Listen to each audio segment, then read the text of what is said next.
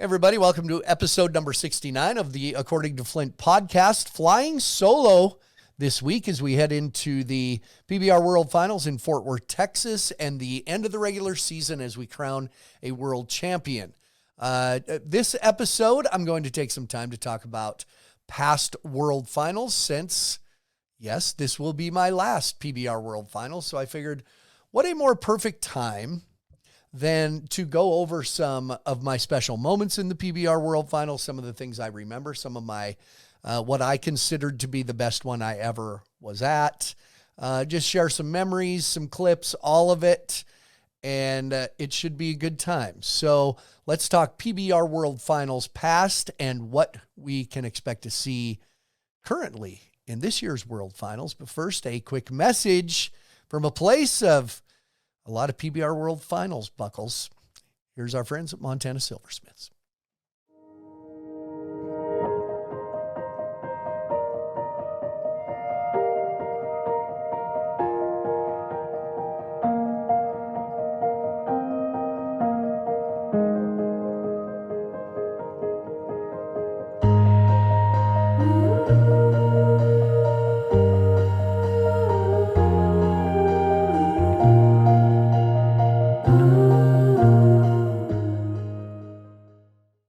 Welcome back, episode number 69, and of course, lots of Montana Silversmiths buckles to be awarded in the next couple weeks at the PBR World Finals, where we crown a world champion bull, a stock contractor of the year, a rookie of the year, all of the announcers, all of the bullfighters, myself, we get Montana Silversmiths buckles. One of the special things about working at the PBR World Finals, much like working at the Wrangler National Finals Rodeo or wherever, there is just something about getting a buckle because every buckle has a story. And on the other hand, if you lay out, every buckle has a story. And if you lay out all those buckles, they will tell your story as well. I was thinking that the other day. I could lay out buckles year to year and probably navigate myself through and navigate you through a pretty good story of my career just by following the buckles that I've been awarded through the years. And I'm thankful to be awarded. And I'm not a real buckle giveaway guy. I've given away a few. My brother wears one. My dad wears one. My daughters each have some. But something pretty special, and most of mine, of course, from Montana Silversmiths. 1997 was the first PBR World Finals that I worked. And I did miss 1 year in there. So I did some calculating, not real hard calculating. My final PBR World Finals will be my 26th PBR World Finals. How old are you? 24. So I've been doing them a while. 1997, the year I missed was and I have talked about this on my shows, was the first year that it moved to Thomas and Mack Arena. If some of you remember, because I've talked to you, the first few years were at MGM Grand, which I always thought was a perfect arena for it. PBR kind of outgrew it a little bit, but a classy arena hooked to the MGM Grand, a lot of great things. We did a couple performances on the Saturday. It was through one weekend, I think five total performances. Michael Gaffney was the world champion that year as Adriano Moraes came in number one, but broke his leg before the World Finals, and Michael Gaffney overtook him. Adriano had a pretty good lead. Michael Gaffney had to do everything right in the last couple events and into the PBR World Finals to win that world title. Number one, coming in with a broken leg. Sounds familiar this year, and we'll talk more about that, as Kaique Pacheco broke his leg in Tacoma a couple weeks ago and just announced that he will be out for the World Finals. So my guess probably will not hold on to that number one spot, but you never know. Maybe every other rider will get bucked off all weekend. So it has changed through the years. When I have conversations about people and the PBR World Finals and just the PBR in general, I don't think, people ask me all the time, when did you start with the PBR? Well, and they always say 05, 06. Well, technically about 1996. It was just structured a little different. The whole organization was different. The whole organization has evolved through the years. It started a lot like, and I don't think that was the end goal, but when it first got started, it was a lot like the PRCA, which is mostly the sanctioning body. keep in mind, the PBR has transformed into a public relations firm, a marketing firm company, an entertainment company, a media company, a production company, control all their own TV. So it has changed through the years. And of course, a bull riding company. And there are a lot of us now who are exclusive or full-time employees of the company. Back in 1997, the first time I had the PBR World Finals, I was just hired. The late, great Jerome Robinson had me come and work some events. David Allen from here in Montana came and hired me to do Albuquerque and Kansas City that he produced separately before the PBR really completely took over all of the marketing and PR and production of those events. I was more hired as I would be in a rodeo as an independent contractor. And so the whole structure of the organization has changed in that way. And so looking back, I was hired more like rodeos. They used all different people, and I was lucky enough to get the PBR World Finals. To show you or explain kind of how independent we were and how my role has changed and how my recognition at PBRs or the World Finals has changed. In 1998, it was my second year working the PBR World Finals, and towards the end of the week, they did a section in the show where the bullfighters came up, and I think it was Joe Bumgardner, Jimmy Anderson, Roach Hedeman, and either Smets or Frank Newsom. I can't remember, but they presented them their buckles, and I stood off to the side, and I thought, so I don't get a buckle. I looked around, and I think I was the only one not getting a buckle. The lack of a buckle tells a story. And I was not getting a buckle. And I kind of made a little offhand comment about not getting a buckle. And somebody said, I think it was Bob Feist who was announcing, looked over at me on the microphone and said, "Don't worry, Flint, yours is on its way." And I went, yeah, my ass, it's on its way. So they just didn't get me a buckle. I can't say with certainty that it was Jerome Robinson, but Jerome has passed away now, so he can't argue with me. But I'm thinking Jerome Robinson spearheaded getting me a buckle, because sometime later I got a buckle. This is the buckle that I got. Now, let's look at how the importance I played in this. Let's leave it up there a minute, Logan. I'm going to point it out. First of all, it says Bullfighter of the Year. So obviously it was just made, whoever called, which I think it was Jerome, called and said, "I need one more buckle. Just use the template that you have." So it's 1998 Bud Light Cup, Bullfighter of the Year. And if you notice, my name is spelled wrong.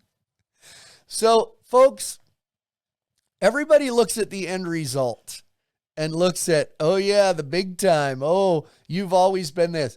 I was a Bullfighter of the Year and my damn name was spelled wrong. But never forget, that buckle tells a story.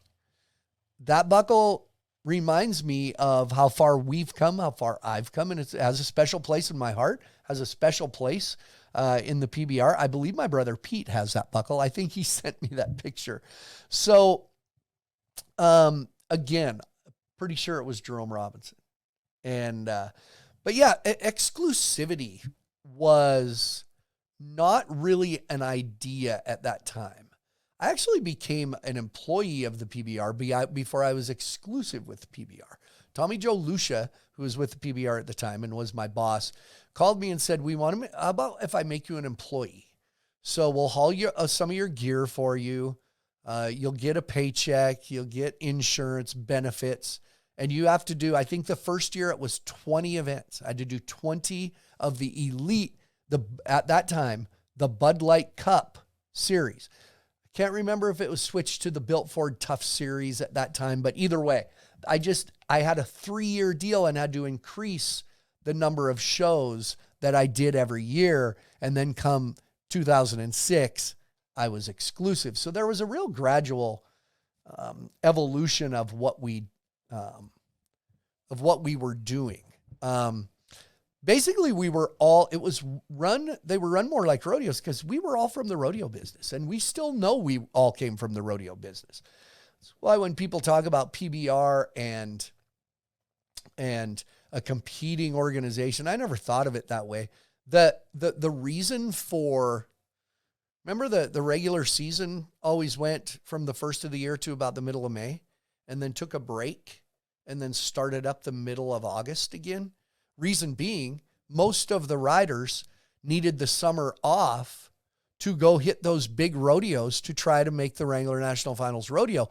That's why there was always a break in the middle of the season. It wasn't about let's give them a break, let them get healthy. It was because they needed to go rodeo. So the roots are in rodeo, and that's why they were run like rodeos at the beginning. And the one thing that's said a lot that I don't necessarily agree with, because I have my own philosophy, is the fact there were more good bull riders back then. I think there are more good bull riders now. I think there's just a lot more places for them to go. If you look, a lot of the PBR riders at that time also rodeoed. So a lot of the guys at the PBR World Finals were also at the National Finals Rodeo. So I think now they're just spread apart. Look at the PBR has a couple levels of tours where we take the top 40 to the main tour and the next 40 to a velocity tour. And at the same time, there's big winter or summer or fall rodeos going on. So I think there are a lot of good bull riders. I think there's a lot of them spread out to different things. This year's PBR World Finals. Anyway, as through the years, of course, the PBR World Finals moved to Thomas and Mack Arena. Then we had a deal with Mandalay Bay. So we did split weekends then too. We did the first 3 days at Mandalay Bay, had days off. The crew moved the arena and rebuilt it in Thomas and Mack. They loved doing that, completely moving the arena in the middle of the week. And then finished the go-rounds the next 4 days at Thomas and Mack Arena, and then eventually went to 1 weekend at Thomas and Mack, eventually to T-Mobile Arena, the new arena on the Strip at Vegas, and now, of course, Dickies Arena in Fort Worth, Texas. So this is our second year in Fort Worth, Texas, at Dickies Arena, and it is going to be a battle. Number one guy coming in, Kaique Pacheco, like I said, broke his leg in Tacoma, Washington. So he is just, as we record this podcast, he has declared himself recently out for the PBR World Finals, which I suspected might happen. And who do I think is a favorite? I was in Louisville, Kentucky, and I watched Jose Vitor Leme. So my favorite's Jose Vitor Leme. However, keep some in mind, the last few weeks, Cooper Davis has been out. Maybe he comes in rejuvenated. I saw him with something on social media that let's go get another one. So that's when Cooper Davis is kind of fired up, passionate about it, and really feeling good, you got to watch out for Cooper Davis. A lot of guys have a shot. Mathematically, everybody kind of has a shot. So look out. It'll be an interesting 7 days in Fort Worth, Texas. The one thing that is different is the bull power. 40 different stock contractors bring bulls to the PBR Finals. HD Page leads the way with 20 bulls. Blake Sharp brings 14. Those are the two guys that bring the most bulls to the PBR Finals. The bulls are different.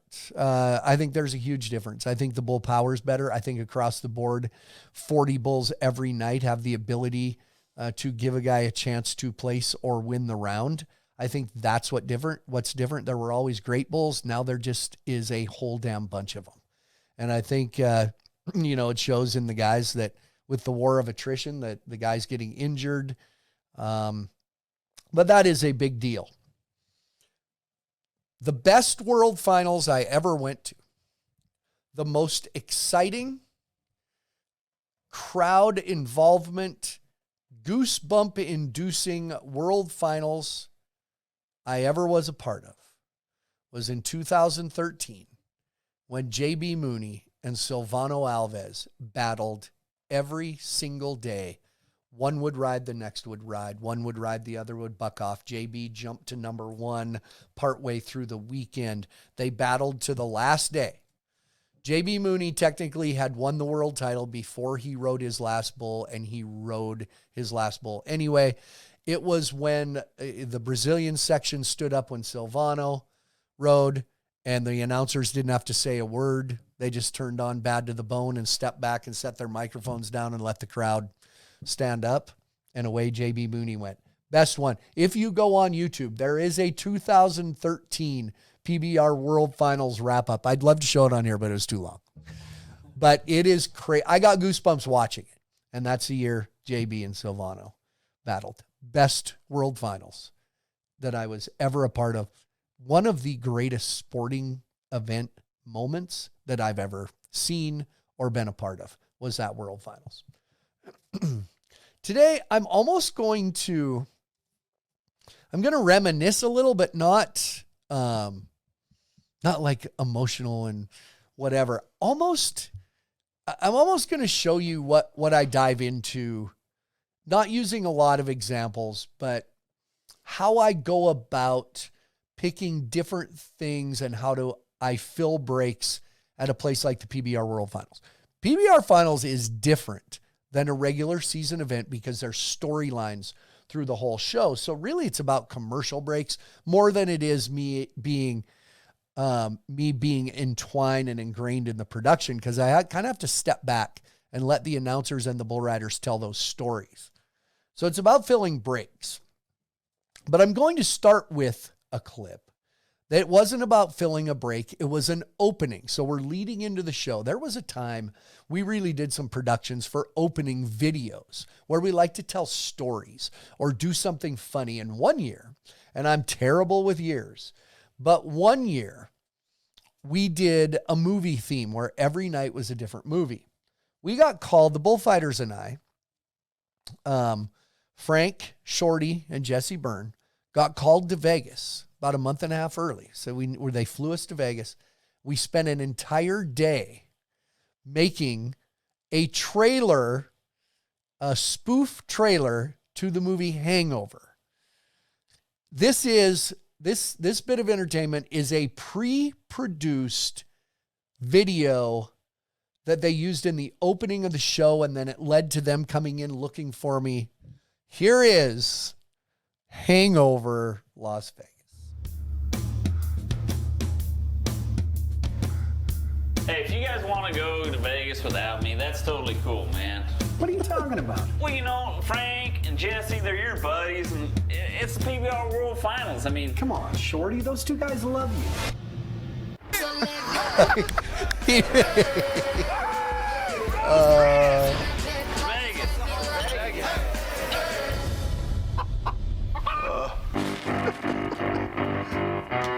What happened last night?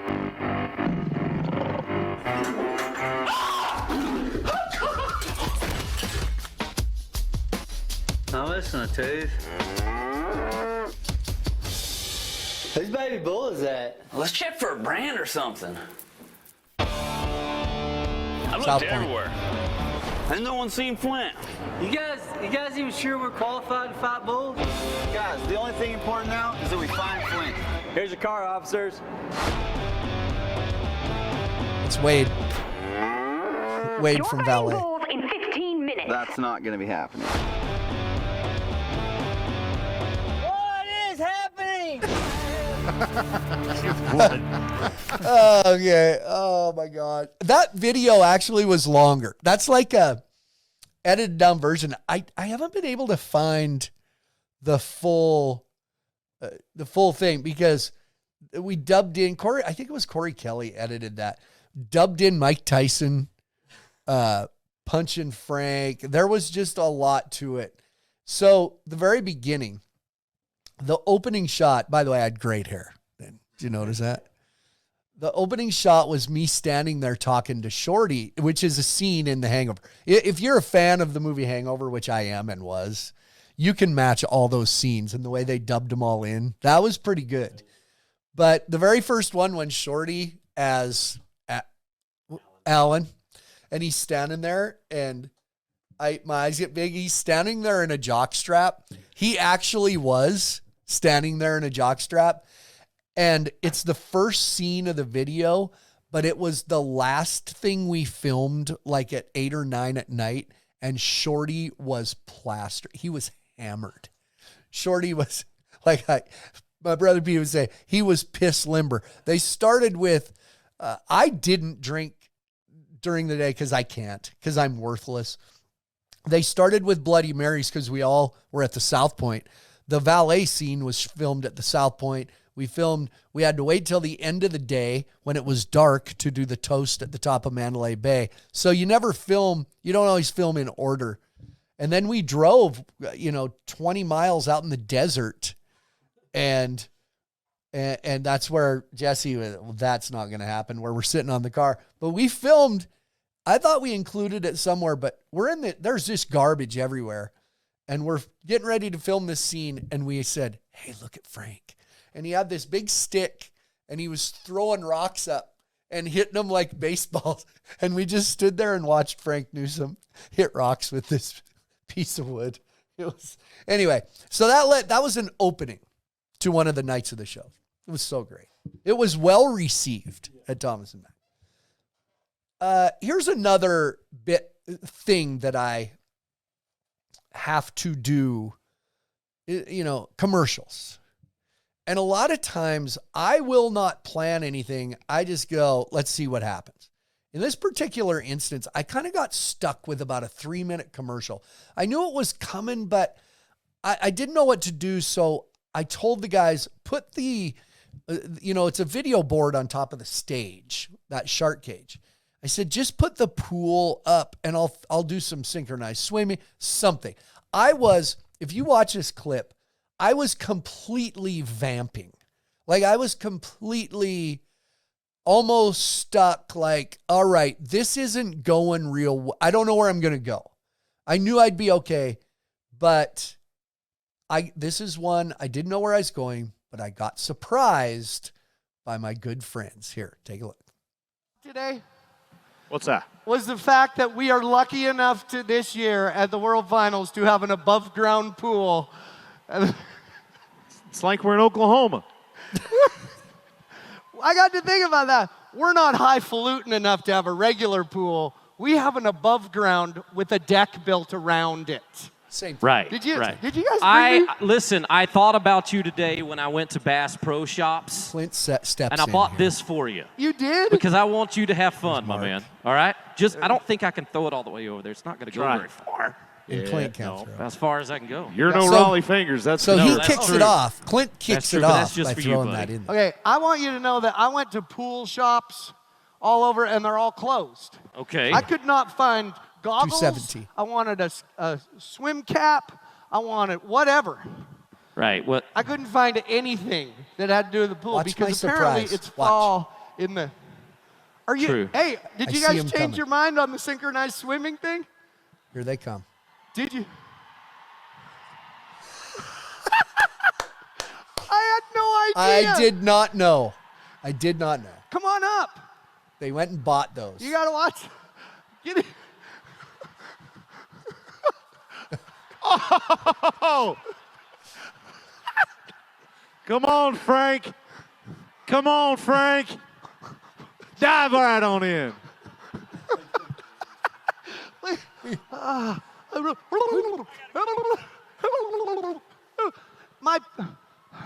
My pelican's deflated. Have you used that before? Webster By was the in way, there that's too, a wasn't he? flamingo. Sorry, I was standing. Okay. I had no idea they were going to do that. They had to get back to. There we go. I'd look a lot better if I had a Speedo on right now. Come on. Not in that position. I'd look a Good lot one, better if I Matt. had a drink in this. Uh-oh. Uh-huh. See, we weren't back from commercial yet, so we just kept going. There's kept blood going. in the bloody water. It's a big bloody great white. Notice I couldn't break character swimming. You can't just. You don't swim very fast. No. I'm from Montana. The water doesn't thaw much.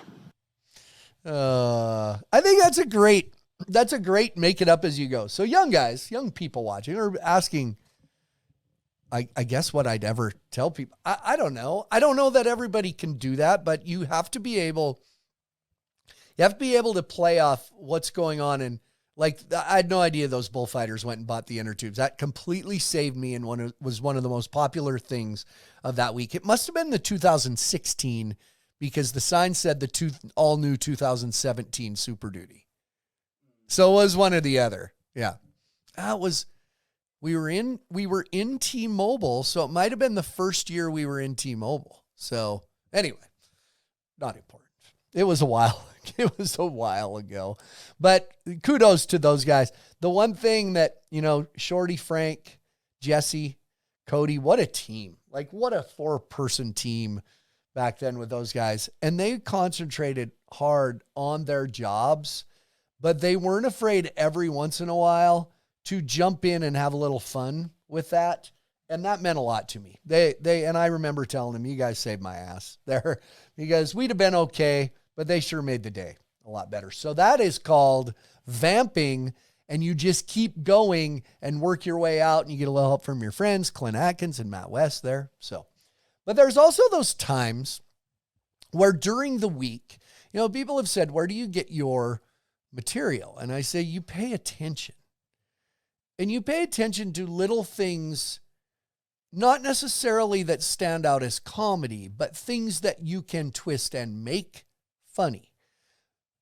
And I think it's a hard thing, but it's always been something I've really enjoyed. In Vegas, I used to make fun of how people walked across the street with an armful of bags, how they were at the buffet. There's so many things that are in front of you. And I had a little something still at Thomas and Mack Arena at this clip. I had a little something happen with the law, but made it funny. Here you go. I pulled in the back tunnel here, in the back kind of VIP parking where all the staff parks. And I pulled in, and the security guy stopped me. And I said, I have all access. Can I park here? He said, you cannot. I said, are you sure? He said, no, this is for like important people, like in production and TV and stuff. You got to park over there. So I turned around, I backed my car up, and I parked in the row of cars back here, way down there where the security man told me to park. And then last night, can I get a zoom in right here, please? Because I would like to show you. True. Ladies and gentlemen, this is how you know you've hit the big time. It is. When you stand in front of 12,000 people and entertain their pants off and get a parking ticket for doing it. And if you think I'm lying and it's just an envelope, thanks UNLV. $20. That'll help buy lunch for a basketball player. And then I went, hey, wait, I looked I would down. like to, keep following me. I would like to take this opportunity for everyone who doesn't know our VIPs in the organization of the PBR. I would at this moment like to introduce you to our CEO, Sean Gleason. There you go.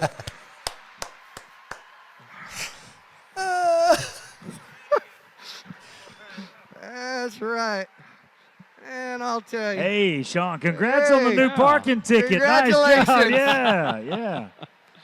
What am I going to do if I don't pay it? It's a rental.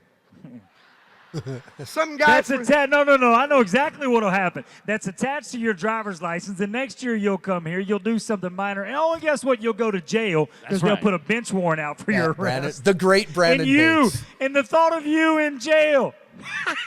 Bates was so good. He could be so good. You're well versed in the process, aren't you? I was thinking it would attach to the car, and next week some guy from Iowa coming to the Elton John concert gets slapped with one. Yeah, right.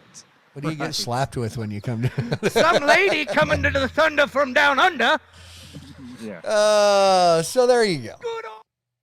Bates was good. Bates and Clint together. But Brandon was at the World Finals. He seemed even better. Randy Schmutz used to be really good too, but you need.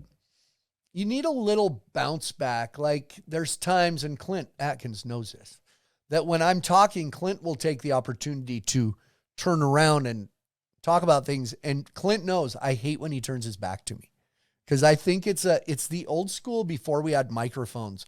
Everything went clown to announcer to crowd, clown to announcer to crowd. And I think the interaction between the performer, the entertainer, the clown, whatever, that interaction is needed to put the crowd at ease. I don't know what it is, but I think it's a very necessary part of the show. Now, there are times I just go up and talk to people, but if you pay attention, for the most part, it goes through the announcer, the announcers, and that relationship is formed. And that if that's not a good relationship, then it just doesn't seem to click. And now, of course, you work in music directors. As you can see in T-Mobile, Mark Stevenson was there, worked with him for years, Chuck Lopeman before that, and now it's been Richard and Brad Narducci. So that is another part. And if you notice, music people watching, during the two clips that I have shown with the pool and with the parking ticket and the one I have coming up, they step out. There is no effects. There's no, you need a clip of a song here to somehow enhance it. Not needed. And that's those good ones, like the two you've seen so far were Mark Stevenson. And he was the best he knew when I needed him and what I didn't, and it wasn't necessary there. And he stepped back and let us do what we do to entertain the crowd. And like I said, it happens in this next one. Now, every once in a while, something falls in your lap. I used to do a bit of material during the saddle bronc riding and a lot of the big rodeos I did. Places like Reno and Ellensburg are ones I remember very well.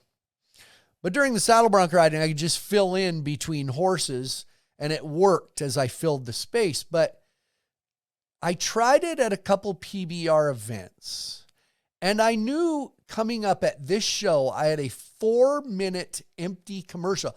I don't create these breaks. Keep that in mind. Like the parking ticket thing. TV was not waiting on me. I was waiting for TV to come back from commercial. I do not create these breaks. So when they're at commercial, it's up to me to fit something in those breaks. They're not going to wait for me to say some punchline. So I'm fitting all this in. And this was one I knew I had a 4-minute commercial break, and I had a couple things in the Rolodex that I thought about doing. And lo and behold, the last bull rider before the break was an Australian. Before the commercial break was an Australian. And his rope landed right in front of the shark cage, Thomas and Mack. And we did not do any, hey, we'll be right back. Hey, here's the top 5 so far. Clint Atkins and Brandon Bates knew that I was on to something. They saw where I was going, and they just stepped back and let me take us to commercial, back in from commercial, and with help from them. I think if I had to pick one, I mean, I know there's Kid Rock songs, there's different things. If I had to pick one planned bit of material to fill an entire commercial break, I think this was the best 4-minute performance of my career at the PBR World Finals. I think it's classic. Here you go. The arena. Check it right there. I see it. Hit that cowboy's from Australia. I don't know if that's a rope. It could be a snake. Crikeys, have a look at him.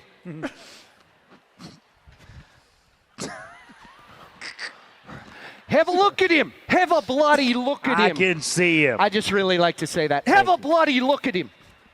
Head here. Danger, danger, danger. Stop. It's the dreaded Australian bull snake. Right. Let's get a closer look. He's got a big old head on him. It's a male. It's a bloody male. How do you know? I don't know. How do you know that it's a male? He's got a big old bloody bell on him I like wanted that. to say ding dong, but I couldn't say ding. Most of them have two big old bells. This one's obviously deformed. Get it? Once in a while, you can get a hold of it. What's another one? Shorty threw a flank. It's a bloody female. You. No And bells. I know this is going to be terrible, but just go with me. Okay. It's a bloody. Watch her big head. The female's extra mean. mean. I know it's a female.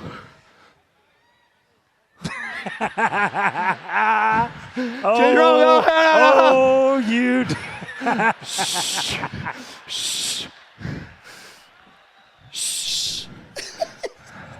We'll leave the female be.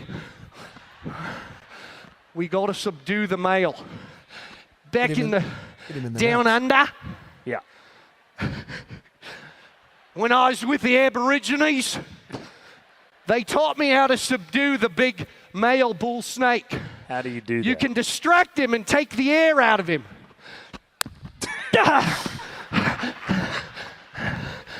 It didn't take that. I got him. He's a strong one. Oh!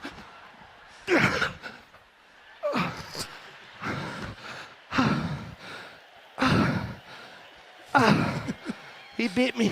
It's like watching somebody else for me. Now what? Jesse, you're the youngest man here. Come here. Jesse was young then. That's true.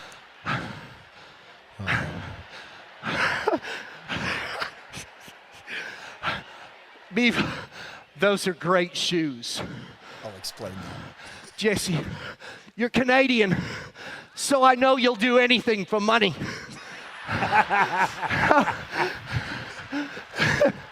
I'll give you $5 American if you bite me wound and suck the venom out of it. If you look, David Fournier told the guy to. That's all I got. There it is. What's cool is right when I asked him to bite the wound and then he hit me with his hat, David Fournier is the shoot boss. Him and Jerome Robinson are standing in the background and you can see him send the bull rider. All right, let's go.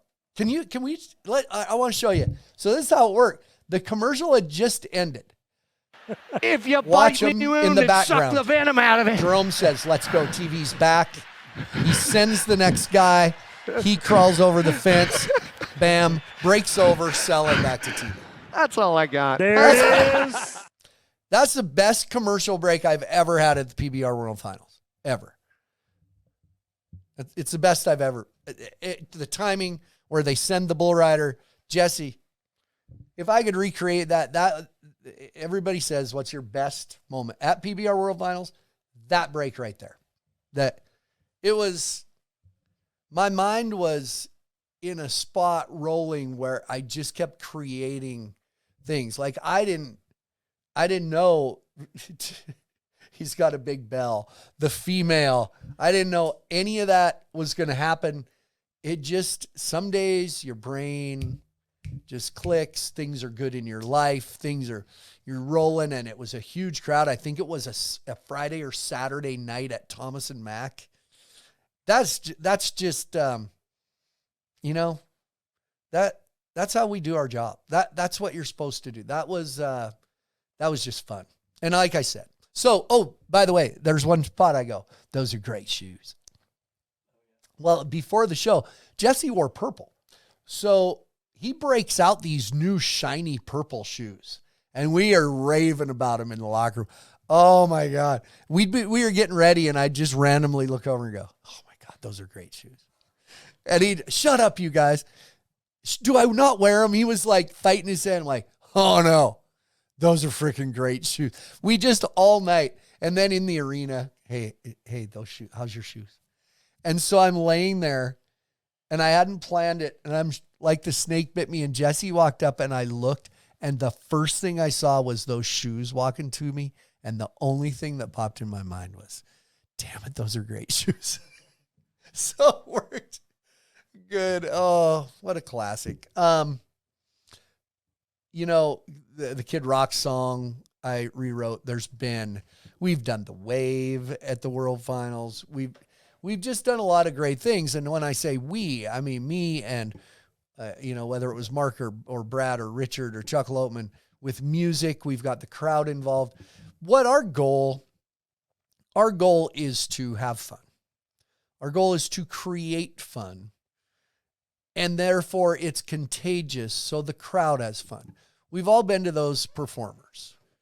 I recently was a kind of a part of, but attended a concert here at home that is, I think, one of the hottest country music performers in the country, Ian Munsick, who happens to also be a friend. He creates so much joy.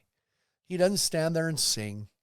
He gets the crowd involved, and when he does sing, he creates joy with his lyrics or sentiment with his lyrics.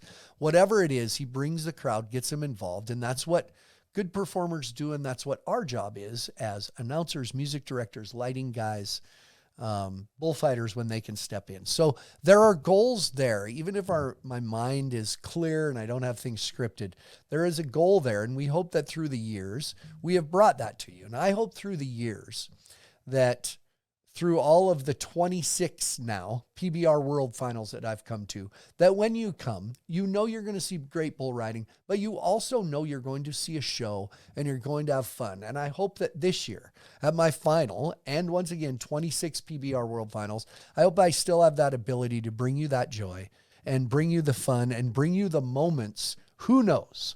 I have no idea what moments will be created at the PBR Finals, but I hope some of them are half as good as the 3 clips from World Finals from in the arena that we brought you there. We will have more episodes, of course, as we head into the summer and the team series, but just wanted to do some of this as we head into the PBR World Finals. And as you watch it, maybe they've already happened. Maybe you are watching it as this comes out on the very first day, the PBR World Finals and the 30th season of the PBR. So thanks for joining me this week. We will see you next on episode 70. Thanks, everybody.